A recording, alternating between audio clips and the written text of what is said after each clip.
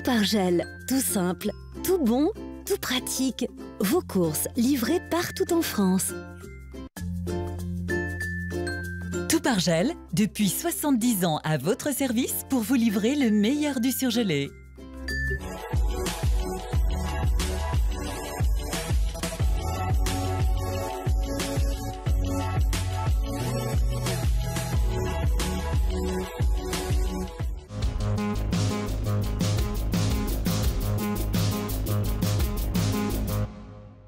3000 m² de l'école de production Boisard partie en fumée ce matin.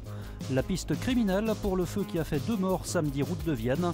Enfin, la sortie du film Grâce à Dieu de François Ozon consacré à l'affaire Prénat. Coup dur pour l'école de production Boisard à Vaux-en-Velin. Vers 5 h ce matin, un incendie a ravagé un bâtiment de 3000 m².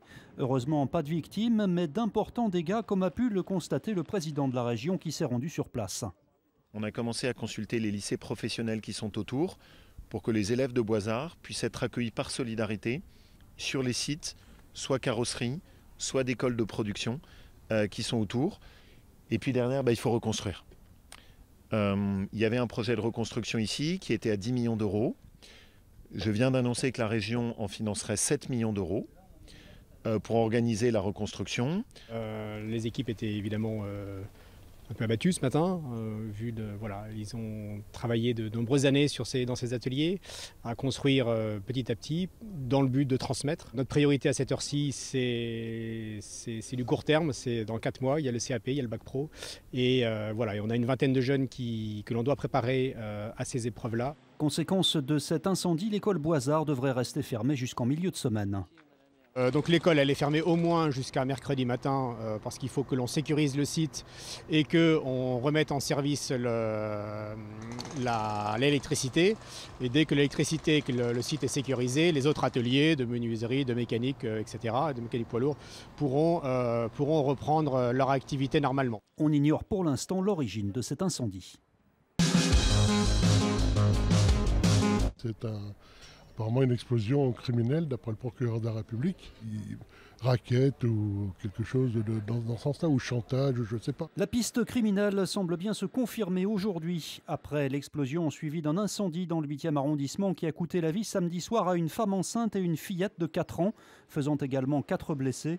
C'est la boulangerie située en rez-de-chaussée au 125 route de Vienne qui était, semble-t-il, visée.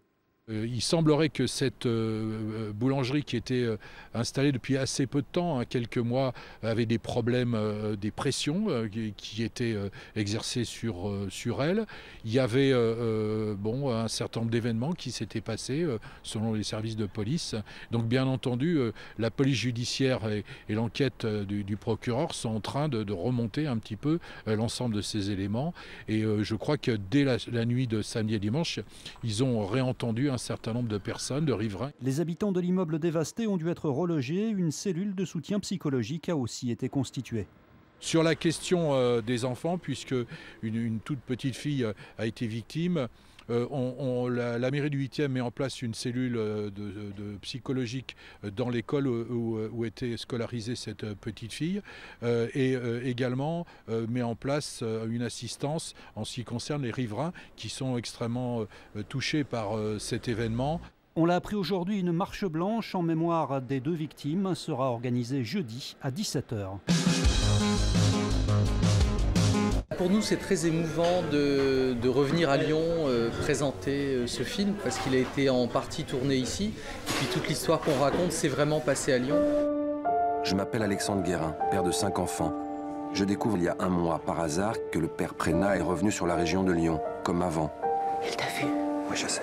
C'est un film très attendu. Grâce à Dieu, le dernier long métrage de François Ozon, présenté aujourd'hui en avant-première à Lyon. Il revient sur l'affaire Prénat, ce prêtre pédophile accusé de plusieurs dizaines d'agressions sexuelles sur 2 jeunes scouts.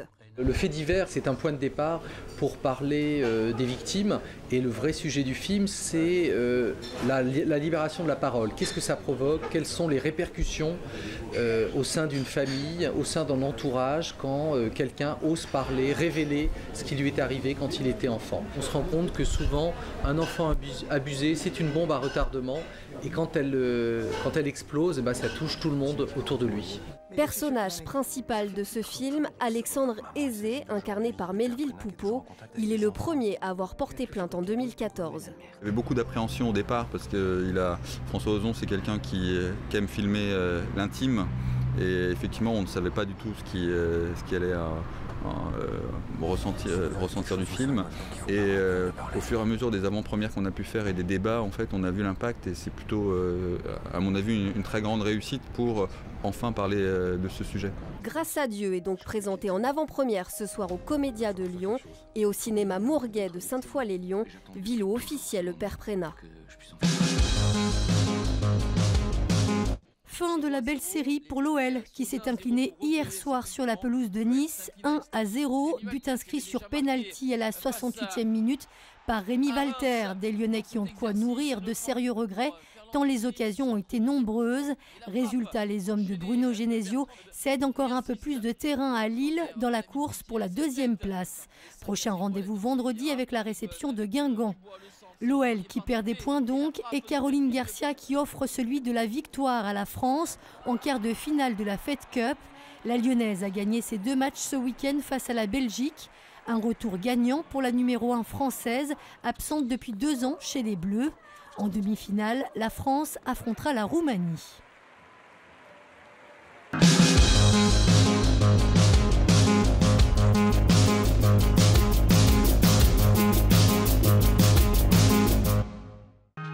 L'info continue sur TLM.tv, les réseaux sociaux et le fil info. La météo